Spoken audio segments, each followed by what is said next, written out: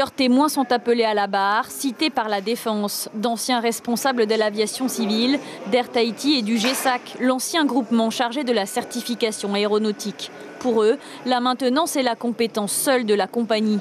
Et malgré la technicité des débats, la tension reste palpable. Et chaque accident est un raté dans cette procédure, bien sûr. Et c'est un drame pour nous tous, il ne faut pas croire. Et pourquoi vous avez dit que vous n'étiez pas compétent en termes de navigabilité alors que votre site internet le précise ?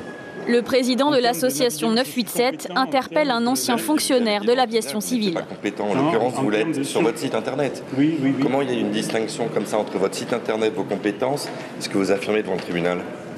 Je ne connais pas le détail, je n'ai jamais pratiqué. C'est pas ce que vous avez dit. Faites attention, monsieur, à ce que vous dites devant le tribunal. Parce qu'ils avaient le pouvoir de contrôle sur les pièces maîtresses de l'avion, et on peut considérer que le câble est une pièce maîtresse. Je m'inquiète sur la gestion d'Air Morea et de ses twin otters, parce qu'aucun équipement de sécurité n'est doublé. Et qu'un équipement lâche, tout lâche. Voilà. C'est là où on est dans le cœur du problème. C'est que ailleurs, peut-être que ça peut tenir s'il y a deux trucs. Là, s'il n'y en a qu'un, il casse, tant pis. Et le tant pis, c'est pas possible quand il y a 20 personnes dans l'avion. Les prévenus ont changé leur déclaration depuis leur première garde à vue en 2007.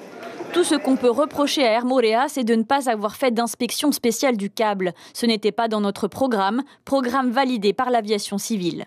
Aujourd'hui à la barre, ce n'est pas possible que le câble est lâché en vol.